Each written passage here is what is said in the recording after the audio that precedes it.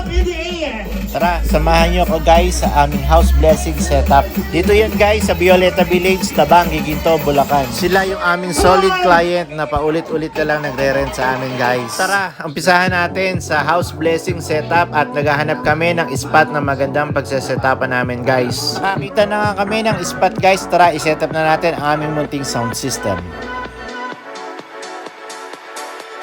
Bali, matagal lang nagre-rent sa amin to guys, yung mga taga Batangas. Dati, dinala pa nila kami sa Batangas. Lagi nilang kinukuhang set sa akin guys, yung pang party-party at may kasama na akong mga singer. Sa mga gusto mag-avail ng aming package guys, lights and sound, mini party-party at may kasama kaming singer. I-PM nyo lang ako guys at pag-usapan natin ang magandang deal para sa inyo.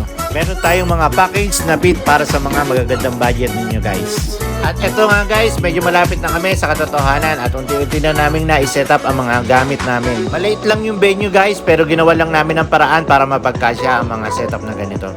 Kung makikita nyo guys, may mga tao na sa gilid kasi maaga lang silang nagpakain. Pero ang start pa nito guys, 3 PM pa talaga. At inaapura na nga namin guys matapos para hindi napakalat-kalat yung gamit namin. At eto guys, malapit na kami matapos sa aming pagsasetup. I-clear na lang namin yung mga gamit na nakakalat at let's go na. All set and done na nga guys, kaya eto, goods na. Hintay na lang namin mag-umpisa yung house blessing guys.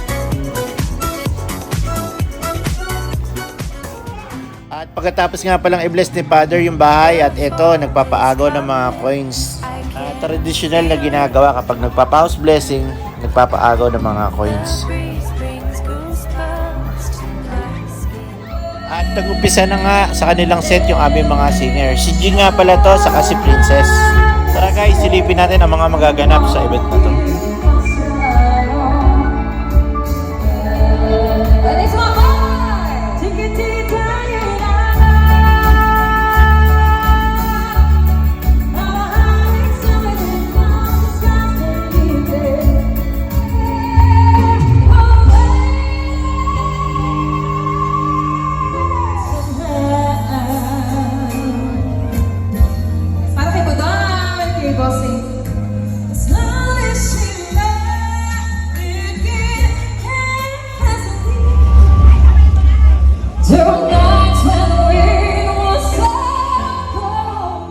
At pagkatapos nga ng set ng ating mga singer guys, ako naman na nag-take over at sound trip muna tayo dito guys.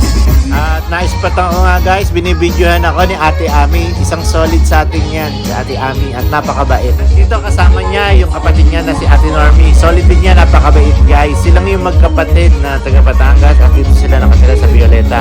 Napakabait na magkapatid na to guys. Tara guys, pasayawin natin sila ng kaunti, yung mga Gen Z at saka yung mga katandaan. Come on, put your hands up in the air!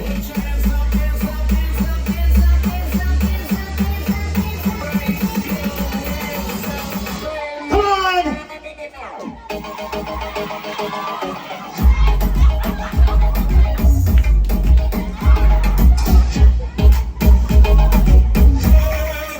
Ito nga guys, sumayaw na ang mga Gen Z.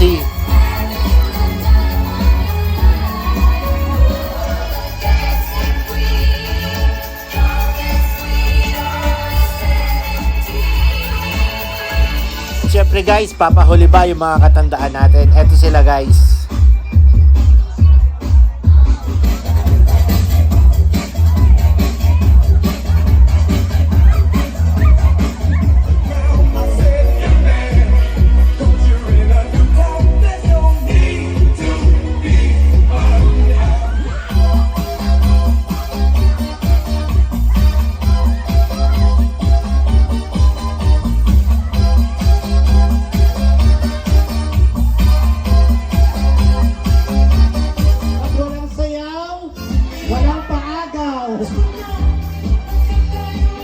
Galingan natin guys!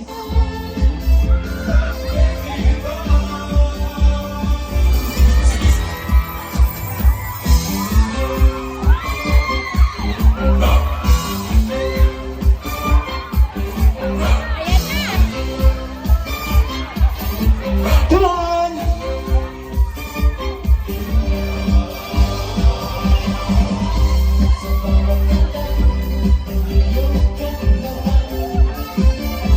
Come on! marami pa naganap sa event na to guys. Hanggang dito na lang ang aming video guys. Salamat sa mga magla-like at mga mag-share guys.